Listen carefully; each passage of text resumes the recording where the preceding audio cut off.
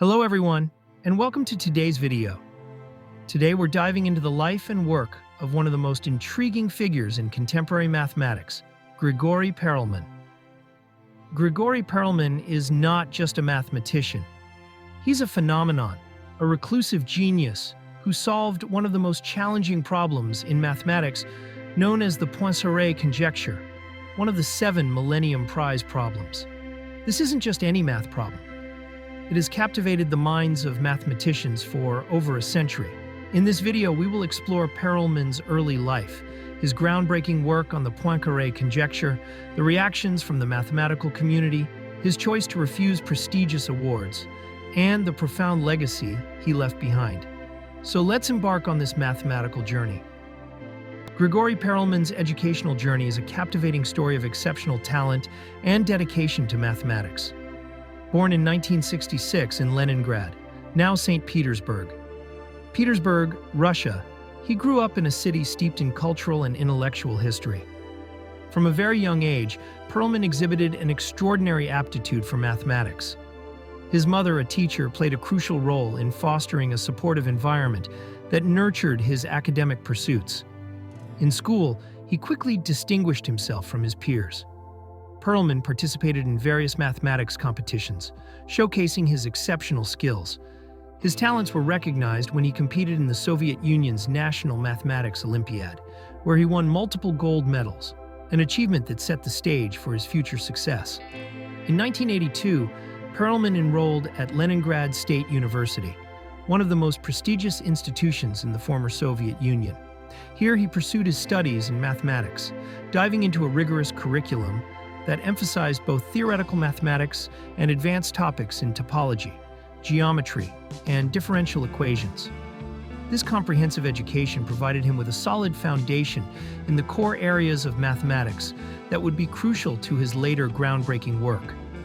During his time at Leningrad State University, Perelman was influenced by several prominent mathematicians, including the well-known topologist Vladimir Rochlin.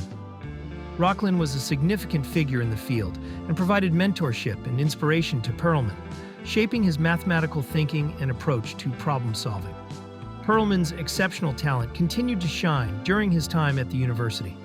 He represented the institution in international mathematics competitions, including the International Mathematical Olympiad, IMO, where he won a gold medal in 1982. This success was not only a personal achievement, but also elevated the profile of Leningrad State University and showcased the exceptional talent emerging from the Soviet mathematical tradition. After graduating in 1985, Perelman pursued a PhD at the same university. His dissertation focused on a complex topic related to Riemannian geometry, supervised by respected mathematicians. During this period, he engaged in research that laid the groundwork for his future contributions, reflecting a unique style of thinking characterized by a deep understanding of geometric structures and their underlying properties. The intellectual climate at Leningrad State University was dynamic and filled with rigorous debates and discussions among brilliant minds.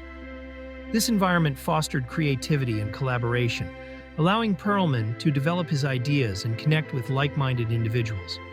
After completing his PhD, he continued to work in academia and participate in various research projects. However, he became increasingly disillusioned with the academic system, leading him to pursue independent research rather than following a traditional academic career. Now let's delve into the Poincaré conjecture. This conjecture is a statement about the topology of three-dimensional shapes. Specifically, it asks whether a closed three-dimensional manifold that is simply connected is homeomorphic to the three-dimensional sphere. What does that mean? Well, think about it this way. A sphere is a simple shape. The Poincaré conjecture posits that any shape that doesn't have holes or handles and behaves like a sphere in 3 dimensions must be a sphere. For over a century, this conjecture remained unsolved, becoming one of the most famous and significant challenges in mathematics. It had a major influence on many prominent mathematicians, including William Thurston, an American mathematician pioneer in the field of low-dimensional topology, and was awarded the Fields Medal in 1982 for his contributions to the study of 3 manifolds.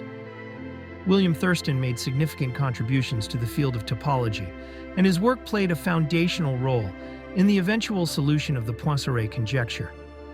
Thurston's work primarily revolved around the study of three-dimensional manifolds, and his geometrization conjecture provided a much broader framework than the Poincaré conjecture, encompassing it as a special case.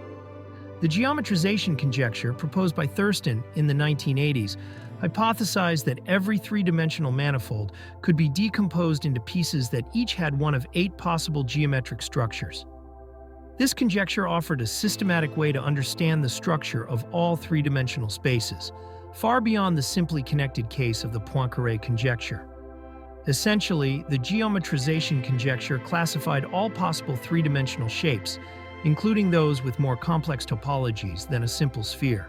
The Poincaré conjecture can be viewed as a specific instance of Thurston's broader geometrization conjecture, where the manifold in question is simply connected and has no holes.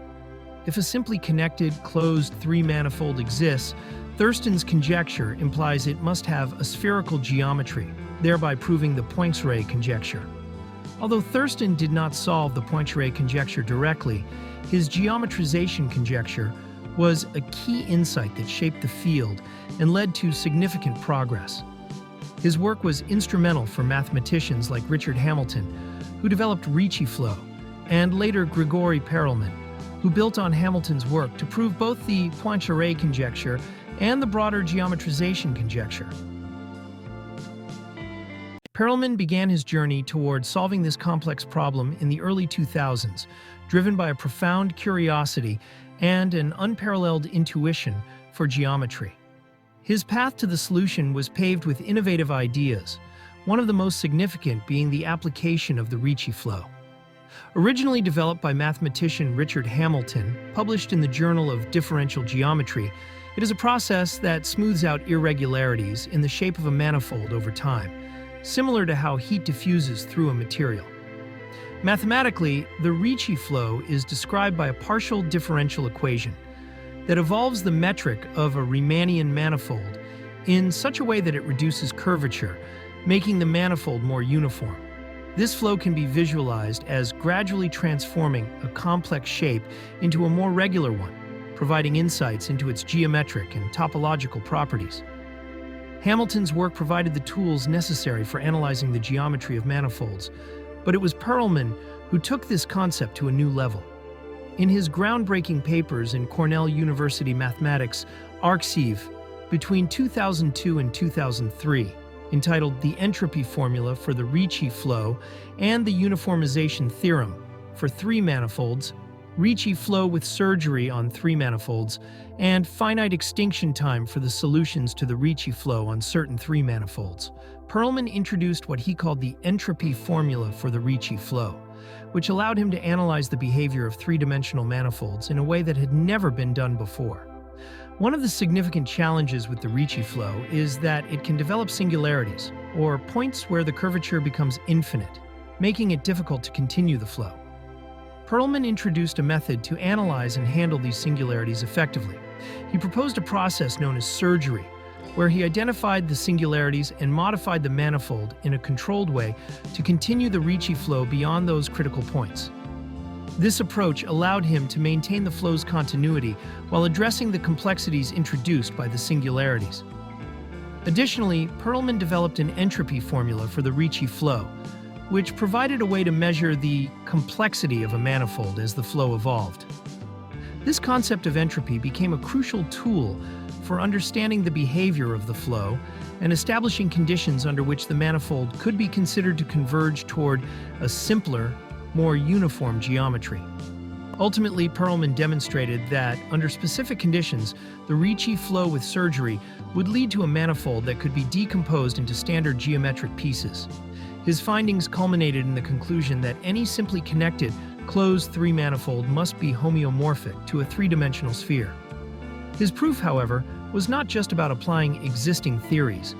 It represented a paradigm shift in how mathematicians approach problems in topology.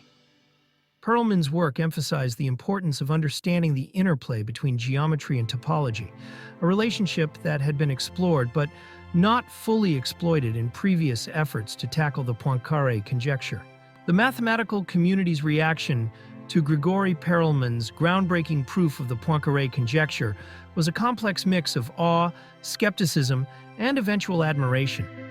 When Perelman first published his papers in the early 2000s, the initial response was one of cautious optimism. Many mathematicians recognized the profound implications of his work, but the dense and intricate nature of his proofs led to some skepticism. This was not unusual in the field of mathematics, where new ideas often face scrutiny before gaining acceptance. Prominent mathematicians, including John Morgan and Gang Tian, took it upon themselves to rigorously verify Perelman's work. They organized conferences and seminars, inviting mathematicians from around the world to discuss and dissect the details of his proofs. The process of validation was meticulous and lengthy, requiring a deep understanding of the advanced concepts Perelman had employed. As the mathematical community began to explore Perelman's ideas, it became evident that he had not only solved the Poincaré conjecture, but had also provided a new lens through which to view geometry and topology. His innovative use of the Ricci flow to analyze three-dimensional manifolds was revolutionary, prompting mathematicians to reconsider existing theories and methodologies. The atmosphere shifted from skepticism to admiration, and Perelman's proof was ultimately recognized as a monumental achievement. There has been some controversy between Grigory Perelman and Xingtung Yao, a prominent mathematician known for his contributions to differential geometry and the study of Ricci flow. The tension primarily stems from the context of Perelman's work on the Poincaré conjecture and its implications for the mathematical community. The controversy began when Perelman published his papers outlining his proof of the Poincaré conjecture, utilizing Ricci flow techniques. Xingtung Yao, who had previously worked on Ricci flow and related concepts, expressed skepticism about Perelman's approach, particularly regarding the clarity and completeness of the proof. Yao raised concerns about the method of surgery that Perelman used to deal with singularities during the Ricci flow, suggesting that it was not sufficiently rigorous. Further complicating the situation was the recognition and awards associated with Perelman's work. In 2006, the Clay Mathematics Institute awarded Perelman the Millennium Prize for his proof of the Poincaré conjecture, which included a cash prize of $1 million. However, Yao felt that he and other mathematicians who contributed to the field, particularly in the context of Ricci flow, were not adequately acknowledged in Perelman's work. This sentiment was echoed by others in the mathematical community who believed that the collaborative nature of mathematical research should be recognized. The tension escalated when Perelman, in a rare interview, suggested that the mathematics community was not deserving of his work, indicating a broader disdain for the academic environment, which he viewed as overly competitive and focused on recognition rather than the pursuit of knowledge. He ultimately declined the Millennium Prize, further highlighting his disconnect from the mainstream mathematical community and the associated accolades. Despite this controversy, many mathematicians eventually recognized the significance of Perelman's contributions to the Poincaré conjecture and the development of Ricci flow techniques. However, the disagreements between Perelman and Yao serve as a reminder of the complexities and sometimes contentious dynamics that can arise in the academic world, particularly in fields where individual contributions intersect with collaborative advancements. Perelman's choice to decline the Millennium Prize opened up broader conversations about recognition and the nature of success in academia. It forced many to reconsider what it means to be a successful mathematician. Should the pursuit of knowledge be motivated by accolades, or is the intrinsic joy of discovery enough? Perelman became a symbol of intellectual integrity, demonstrating that some individuals value the pursuit of knowledge above all else, even in a field that often rewards achievement with public accolades. As for his legacy, Grigory Perelman's impact on mathematics extends far beyond his solution to the Poincaré conjecture. His innovative approach has influenced subsequent research in topology and geometric analysis, inspiring new generations of mathematicians to explore the connections between geometry and topology with fresh perspectives. Perelman's work challenged established notions within the mathematical community and emphasized the importance of creativity and intuition in problem-solving. His profound insights into the nature of three-dimensional manifolds and the use of Ricci flow have opened new avenues for exploration, prompting researchers to delve deeper into the intricacies of geometry. Additionally, Perelman's story serves as a reminder of the complexities of genius. While he achieved monumental success, he also chose a path of solitude, retreating from the public eye and the academic limelight. This reclusive nature adds to the mystique surrounding him, inviting contemplation on the nature of genius and the balance between intellectual achievement and personal fulfillment. In the grand tapestry of mathematics, Grigory Perelman's contributions stand out not only for their intellectual rigor, but also for the profound questions they raise about the pursuit of knowledge. His journey from a gifted student to a reclusive genius who solved one of the most significant problems in mathematics challenges us to reflect on our motivations and the nature of success in academia. In conclusion, Grigory Perelman's legacy as a mathematician is one of remarkable achievement and thought-provoking introspection. He redefined the landscape of mathematics and left an indelible mark on the field, inspiring others to pursue their passions with integrity and dedication. Through his groundbreaking work, refusal of accolades, and commitment to the pure pursuit of knowledge, Perelman has become a symbol of what it means to be a true mathematician, illustrating that the journey of discovery can be just as important as the destination. Grigory Perelman's work has had a lasting impact on mathematics, particularly in the fields of topology and geometric analysis. His innovative approaches have inspired a new generation of mathematicians, and his solutions to complex problems continue to resonate throughout the academic community. Perelman's story challenges our notions of success and recognition in academia. He has become a symbol of intellectual achievement pursued for its own sake, rather than for accolades or rewards. Perelman's reclusive lifestyle became more pronounced in the years following his solution to the Poincaré conjecture. He shunned the public eye and media attention, opting instead for solitude and contemplation. Colleagues and acquaintances described him as an intensely private individual who preferred to work independently rather than engage in academic politics or social gatherings. He avoided conferences and public lectures despite the accolades and recognition he received for his groundbreaking work. This reclusiveness is particularly notable given the spotlight that often shines on successful mathematicians. While many embrace public recognition, Perelman seemed to view it as a distraction from the pure pursuit of mathematics. He expressed frustration with the way accolades and awards can distort the motivations behind mathematical research, emphasizing that for him, the journey of discovery was more important than the recognition that came with it. In interviews, Perelman has spoken about his disdain for the competitive nature of academia and the pressures it imposes on mathematicians.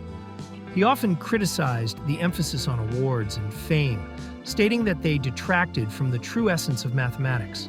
His views resonated with many in the mathematical community who share similar sentiments about the nature of academic life. His choice to live away from the public eye has led to various speculations about his motivations and personal beliefs.